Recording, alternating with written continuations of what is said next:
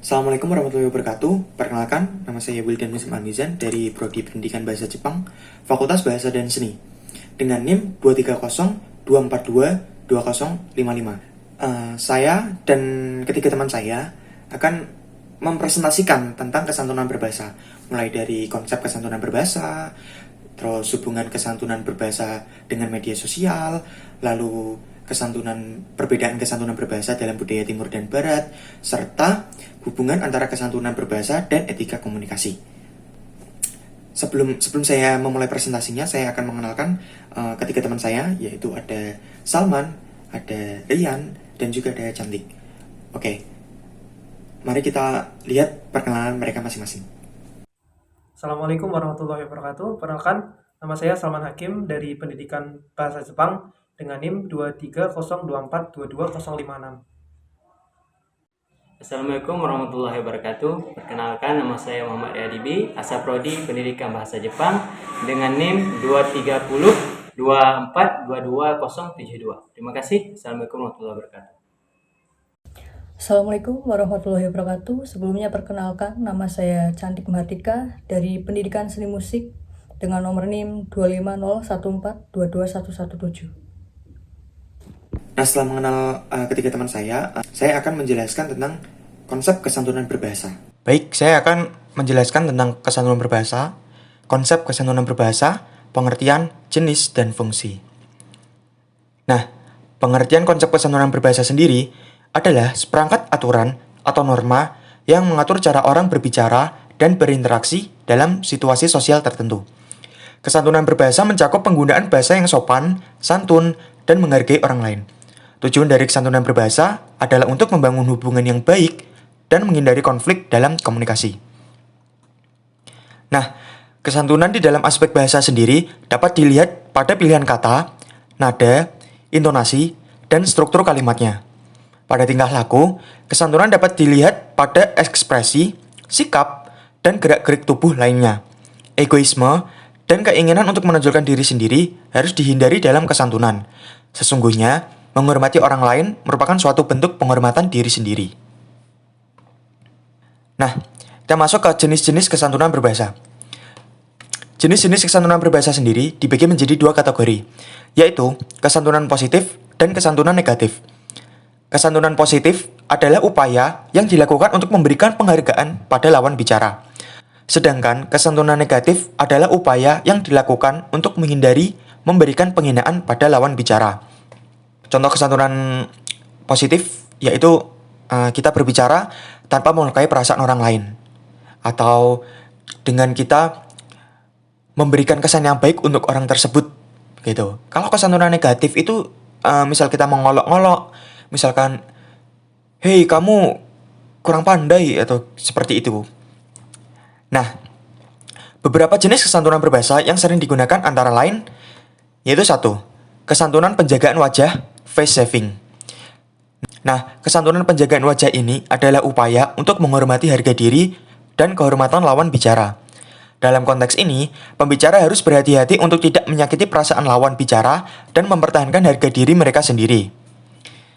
Yang kedua, kesantunan sopan santun, politeness. Kesantunan sopan santun adalah tindakan yang dilakukan oleh pembicara untuk menunjukkan penghargaan pada lawan bicara. Seperti dengan menggunakan kata-kata sopan seperti terima kasih dan maaf. Misalkan kita lagi berbicara dengan orang lain, misalkan kita mau membahas sesuatu yang agak gimana gitu. Misalkan kita, "Maaf, apakah aku boleh ini? Maaf, apakah berkenan Anda melakukan ini?" Nah, seperti itu. Itu kesantunan sopan santun, politeness ya. Sopan gitu.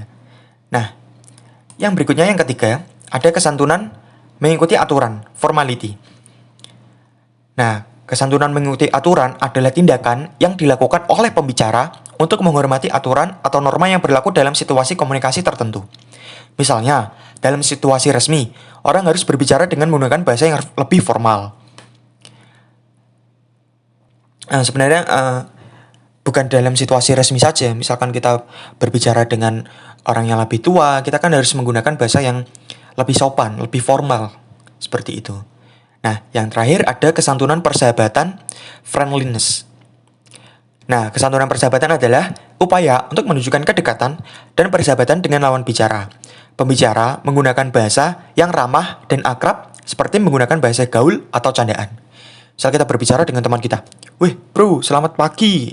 Seperti itu ya. Misalkan kita ingin lebih mengeratkan pertemanan ya. Misalkan kita udah dekat banget sama orang itu. Kita misalnya mengundang dia dengan sebutan, "Hey bro," atau "Hai kawan." Seperti itu ya. Nah, untuk fungsi kesantunan berbahasa sendiri adalah untuk memfasilitasi dan mempercepat proses komunikasi serta memperkuat hubungan interpersonal. Dengan menggunakan bahasa yang sopan dan santun, orang dapat membangun hubungan yang baik dan saling menghargai satu sama lain. Dalam situasi komunikasi yang formal, penggunaan kesantunan berbahasa juga dapat membantu meningkatkan reputasi seseorang dan menciptakan citra profesional yang baik. Sekian dari saya, Wildan Muslim. Setelah ini kita akan lanjut kesantunan berbahasa dalam media sosial. Terima kasih. Nah, oke. Setelah konsep kesantunan berbahasa, ada hubungan kesantunan berbahasa dengan media sosial yang akan dibawakan oleh Cantik Mahardika. Silakan. Pada presentasi kali ini, izinkan saya untuk menjelaskan tentang kesantunan berbahasa dalam media sosial. Kesantunan berbahasa pada hakikatnya sangat penting digunakan sejak dini, terutama saat menggunakan media sosial. Media sosial merupakan wadah bagi masyarakat untuk saling berinteraksi, berkomunikasi, dan berpartisipasi secara daring, luas, dan bebas. Apabila tata cara berbahasa tidak sesuai dengan nilai-nilai budaya, tentu akan menimbulkan stigma negatif, sehingga diperlukan kesantunan dalam berbahasa yang beridentitas sebagai bangsa yang sopan dan menjunjung tinggi norma-norma kebudayaan yang baik. Ironisnya, kesantunan berbahasa menjadi masalah yang kurang diperhatikan. Salah satu contoh kurang diperhatikannya kesantunan berbahasa di era digital saat ini adalah dalam penggunaan media sosial. Jenis media sosial yang ada di Indonesia sangat beragam. Situs jejaring sosial yang paling populer dan sering digunakan oleh masyarakat Indonesia antara lain ada WhatsApp, Instagram, Twitter, Facebook, Telegram, TikTok, YouTube, Google, dan lain sebagainya. Setiap saat terjadi perubahan dalam kehidupan sesuai dengan tuntutan kebutuhan manusia. Perkembangan teknologi pun selain memberi kemudahan dan banyak manfaat, juga memberikan dampak negatif bagi manusia, terutama dalam hal berbahasa. Pengguna media sosial di Indonesia tidaklah sedikit. Berdasarkan riset Hootsuite yang dirilis pada Januari tahun 2019, pengguna media sosial di Indonesia mencapai 150 juta atau 56% dari total populasi.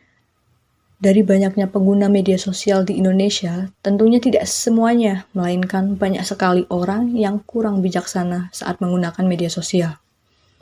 Mereka berkomentar secara bebas tanpa memperhatikan kesantunan bahasa. Padahal, hal seperti itu bisa saja akan dianggap salah paham oleh banyak orang.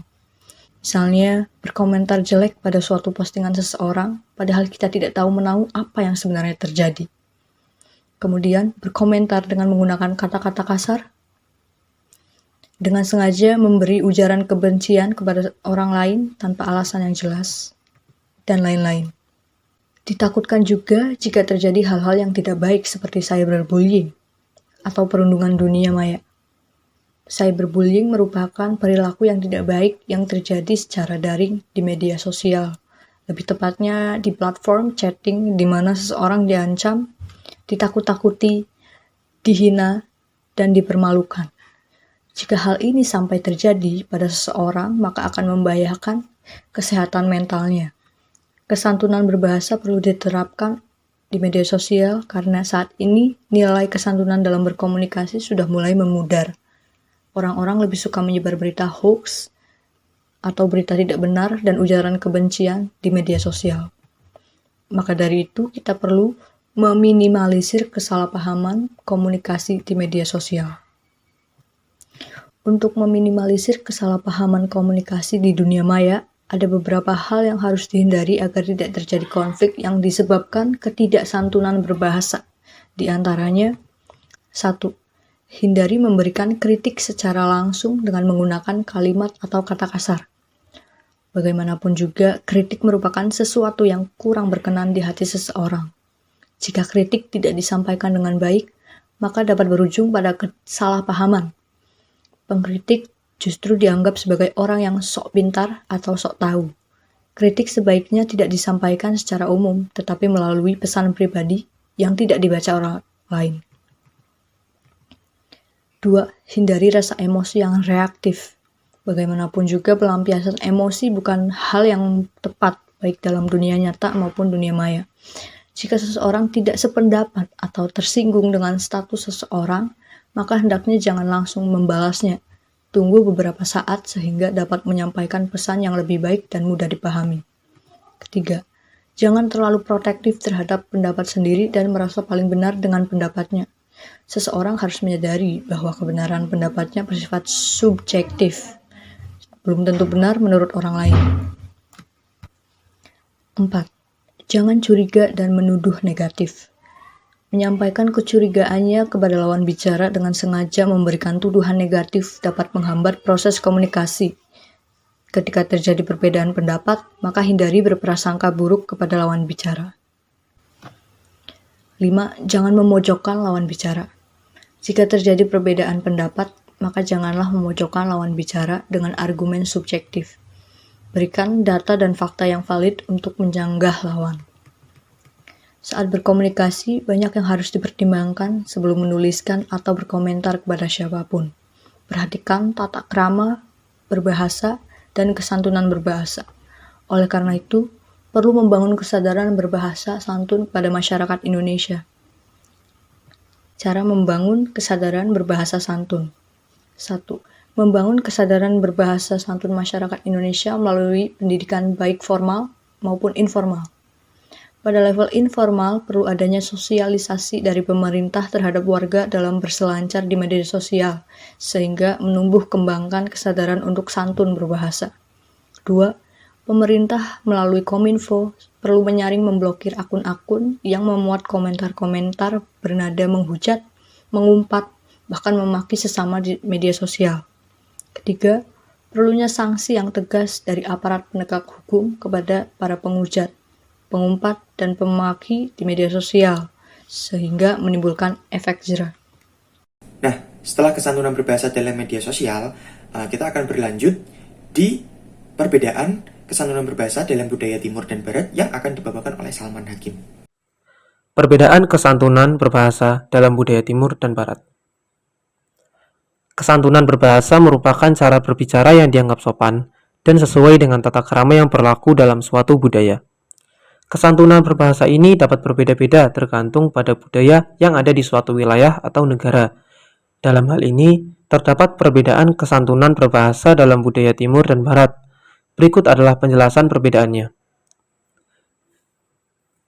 Dalam budaya Timur, kesantunan berbahasa dianggap sebagai suatu nilai yang sangat penting. Konsep kesantunan dalam budaya Timur berkaitan dengan aspek sosial yang menekankan pada penghormatan kepada orang lain, baik yang lebih tua, lebih berpengalaman, lebih senior, atau memiliki kedudukan yang lebih tinggi. Kesantunan berbahasa menekankan pada penggunaan bahasa yang halus, sopan, dan berlapang dada. Penggunaan bahasa yang kasar atau agresif dianggap tidak sopan dan dapat melukai perasaan orang lain. Oleh karena itu, orang-orang di budaya Timur cenderung memilih bahasa yang lebih sopan, bahkan jika sedang berada dalam situasi yang tidak menyenangkan. Kesantunan berbahasa dalam budaya Barat. Kesantunan berbahasa dalam budaya Barat merujuk pada cara bicara yang sopan, menghormati, dan tidak mengganggu orang lain selama berkomunikasi. Ini melibatkan penggunaan kata-kata yang sopan seperti please dan thank you, menghindari bahasa yang kasar dan kata-kata yang tidak pantas, menjaga jarak fisik dan emosi yang sesuai, menggunakan nama yang tepat, dan mendengarkan dengan seksama. Kesantunan berbahasa sangat penting dalam budaya Barat karena menunjukkan rasa hormat dan kesopanan kepada orang lain, serta memungkinkan komunikasi yang efektif dan hubungan yang baik di antara orang-orang. Kesantunan berbahasa dalam budaya Barat sangat penting dan dianggap sebagai salah satu aspek dalam komunikasi secara efektif. Secara keseluruhan, kesantunan berbahasa dalam budaya barat sangat penting untuk menunjukkan rasa hormat, kesopanan, dan penghargaan terhadap orang lain. Dengan mengikuti norma-norma ini, kita dapat meningkatkan kemampuan komunikasi dan menjalin hubungan yang baik dengan orang lain. Kemudian ada perbedaan dalam penyampaian pendapat. Dalam budaya Timur menekankan pada kesopanan dan rasa hormat yang kuat terhadap otoritas dan hierarki sosial. Budaya Timur juga cenderung menghindari konflik dan menggunakan bahasa yang lebih halus, seperti menghindari langsung menyatakan pendapat atau mengkritik orang lain secara terbuka. Selain itu, dalam budaya Timur, kesantunan berbahasa juga berkaitan dengan penggunaan bahasa yang tidak terlalu langsung dan tidak mengekspresikan perasaan secara terbuka. Misalnya, ketika diminta untuk melakukan suatu tugas yang sebenarnya tidak disukai, orang Timur mungkin akan mengucapkan "saya akan mencoba", bukan "tidak bisa" atau "tidak mau". Kemudian, di budaya Barat seperti Amerika Utara dan Eropa lebih menekankan pada asertivitas dan penghargaan terhadap individualitas. Dalam budaya Barat, mereka cenderung lebih terbuka dalam menyampaikan pendapat mereka, terlepas dari apakah itu bisa menyebabkan ketidaknyamanan atau tidak. Selanjutnya, posisi dan penggunaan kata. Dalam budaya Timur, seseorang harus mengambil posisi yang lebih rendah dalam mengungkapkan dirinya untuk menunjukkan kesopanan dan nada hormat kepada lawan bicara. Menundukkan kepala sebagai tanda penghormatan atau rasa hormat sangat umum dilakukan dalam budaya Timur seperti Indonesia, Jepang, Korea, Cina, atau negara-negara lain di Asia. Tindakan menundukkan kepala dapat dianggap sebagai ekspresi penghormatan, kerendahan hati, dan rasa sopan santun terhadap lawan bicara atau orang yang lebih tua. Hal ini juga bisa menunjukkan rasa takut atau malu. Dalam budaya Indonesia, misalnya menundukkan kepala saat bertemu dengan orang yang lebih tua, berbicara dengan atasan atau tamu, dan saat-saat acara keagamaan adalah tindakan yang sangat dihargai. Hal ini juga merupakan cara untuk menunjukkan rasa hormat kepada orang yang lebih tinggi statusnya atau yang lebih berkuasa.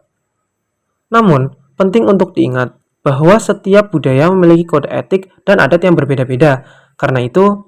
Oleh karena itu, penting untuk mempelajari dan memahami norma-norma budaya yang berlaku di tempat yang akan dikunjungi atau dalam situasi tertentu. Kemudian untuk dalam budaya Barat, seseorang harus memperlihatkan kepercayaan diri dan memegang posisi yang kuat dalam berbicara.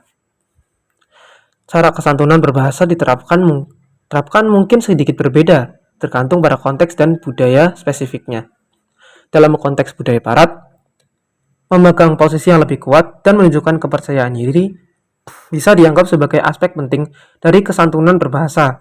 Ini karena dalam budaya Barat, mengungkapkan diri secara tegas dan mempertahankan posisi yang kuat dianggap sebagai tanda kepercayaan diri dan kemampuan untuk berbicara secara efektif. Namun, hal ini tidak berarti bahwa kesantunan diabaikan. Dalam budaya Barat, kesantunan juga dapat diwujudkan dengan menghindari kata kasar atau ofensif, mendengarkan dengan seksama, dan menghormati opini orang lain. Selain itu, penting untuk memperhatikan konteks dan memilih kata-kata yang sesuai pada situasi dan orang yang Anda ajak bicara. Dalam situasi formal atau bisnis, kesantunan berbahasa dapat diperlihatkan dengan menggunakan bahasa yang sopan dan menghindari kata-kata atau ungkapan yang tidak sopan atau tidak pantas.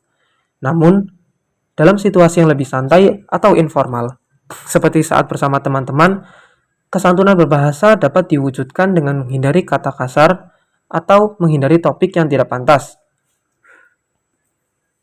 Kemudian orientasi diri sendiri versus orientasi pada orang lain. Dalam kesantunan berbahasa yang didasarkan pada orientasi orang lain, orang Timur lebih sering menggunakan bahasa yang merendahkan diri untuk menunjukkan rasa hormat. Sedangkan dalam budaya Barat, kesantunan berbahasa berdasarkan pada orientasi diri sendiri. Mereka cenderung mengungkapkan pendapat mereka secara tegas dan langsung.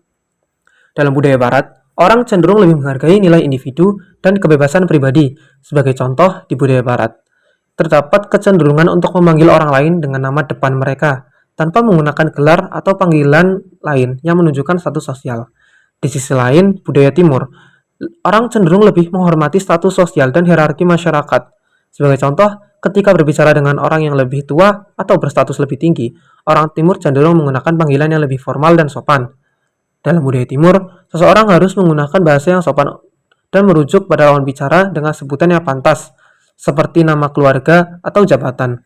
Sedangkan dalam budaya Barat, seseorang cenderung memanggil lawan bicara dengan nama depan atau dengan kata you, tanpa menggunakan gelar atau jabatan. Oke, itulah tadi dari perbedaan kesantunan berbahasa dalam budaya Timur dan Barat. Sekian dan terima kasih. Nah, terakhir kita akan memasuki bab tentang hubungan antara kesantunan berbahasa dan etika komunikasi yang akan dibawakan oleh Rian Adibi. Baik, saya akan menjelaskan hubungan antara kesantunan berbahasa dan etika komunikasi. Kesantunan berbahasa. Kesantunan berbahasa adalah suatu konsep yang berkaitan dengan cara seseorang berbicara atau menulis agar terlihat sopan dan menghormati orang lain dalam berkomunikasi. Kesantunan berbahasa melibatkan pemilihan kata yang tepat dan sopan, penggunaan kalimat yang jelas dan mudah dipahami, serta penggunaan bahasa tubuh yang sopan. Hal ini dapat membantu menciptakan hubungan yang baik dan efektif antara pembicara dengan lawan bicaranya. Kesantunan berbahasa dapat membantu mencegah terjadinya konflik atau kebingungan dalam komunikasi. Ketika seseorang menggunakan bahasa yang sopan, ia menunjukkan rasa hormat kepada lawan bicaranya dan menunjukkan bahwa ia peduli terhadap perasaan orang tersebut. Selain itu, penggunaan bahasa yang sopan dapat membantu menciptakan suasana yang nyaman dan kondusif dalam berkomunikasi, sehingga pesan yang disampaikan dapat diterima dengan baik. Komponen kesantunan berbahasa. Kesantunan berbahasa memiliki beberapa komponen yang penting dalam berkomunikasi. Berikut adalah komponen kesantunan berbahasa. 1. Penyapaan atau sapaan. Penggunaan kata sapaan seperti Assalamualaikum, Selamat pagi, Permisi, atau Tuan adalah contoh dari penyapaan yang sopan dan sesuai. 2. Ucapan terima kasih. Mengucapkan terima kasih kepada orang lain ketika menerima bantuan, hadiah, atau pelayanan merupakan bentuk penghormatan yang sopan. 3. Permohonan maaf. Mengakui kesalahan dan meminta maaf ketika melakukan kesalahan atau mengganggu orang lain adalah tindakan yang sopan dan memperlihatkan rasa tanggung jawab. 4. Kehormatan atau penghormatan. Menghormati dan memperlakukan orang lain dengan baik merupakan bentuk kesantunan yang penting dalam berkomunikasi. 5. Kerendahan hati. Berbicara dengan cara yang sopan dan menunjukkan sikap rendah hati ketika berkomunikasi dengan orang lain adalah bagian dari kesantunan berbahasa. 6. Pemilihan kata dan kalimat yang tepat. Memilih kata dan kalimat yang tepat dan sopan dalam berbicara atau menulis akan membantu menciptakan komunikasi yang baik dan efektif. Etika komunikasi. Etika komunikasi merujuk pada aturan dan norma-norma yang mengatur perilaku dan tindakan dalam komunikasi antara individu atau kelompok. Etika komunikasi berkaitan dengan kejujuran, integritas, dan tanggung jawab yang bertutur, menyampaikan informasi dan berinteraksi dengan orang lain. Tujuan utama dari etika komunikasi adalah untuk memastikan bahwa pesan yang disampaikan oleh pembicara benar dan akurat, serta menghormati orang lain dan privasi mereka. Etika komunikasi juga melibatkan penggunaan bahasa dan gaya bicara yang sopan, tidak diskriminatif atau merendahkan orang lain, dan memperhatikan konteks dan situasi komunikasi yang sedang terjadi. Aspek penting etika komunikasi. 1. Kejujuran. Berbicara dengan jujur dan menghindari penipuan atau kebohongan dalam berkomunikasi. 2. Integritas. Bertindak dan berbicara sesuai dengan nilai dan prinsip yang dipegang, serta tidak tergoda untuk melanggar aturan atau norma-norma yang ada. 3. Tanggung jawab. Bertanggung jawab atas pesan yang disampaikan dan konsekuensi dari pesan tersebut. 4. Penghormatan. Menghormati orang lain dan privasi mereka, serta tidak melakukan diskriminasi atau merendahkan orang lain. 5. Kesantunan berbahasa. Menggunakan bahasa dan gaya berbicara yang sopan sesuai dengan konteks dan situasi komunikasi. Hubungan antara kesantunan berbahasa dan etika komunikasi. Kesantunan berbahasa dan etika komunikasi saling terkait dan saling mempengaruhi. Dalam komunikasi, kesantunan berbahasa adalah cara seseorang menggunakan bahasa secara sopan dan menghormati lawan bicara. Sedangkan etika komunikasi mencakup norma-norma perilaku yang mengatur bagaimana pesan disampaikan dan bagaimana orang berinteraksi satu sama lain. Dalam kesantunan berbahasa, seseorang harus memperhatikan pilihan kata, gaya bahasa, dan nada bicara agar tidak menyinggung atau merendahkan lawan bicara. Dalam etika komunikasi, seseorang harus bertindak jujur, berintegritas, dan bertanggung jawab dalam menyampaikan pesan, serta menghormati hak privasi orang lain. Kesimpulan. Menerapkan kesantunan berbahasa dan etika komunikasi merupakan hal yang sangat penting, terutama dalam era digital dan globalisasi di mana komunikasi menjadi semakin kompleks dan beragam.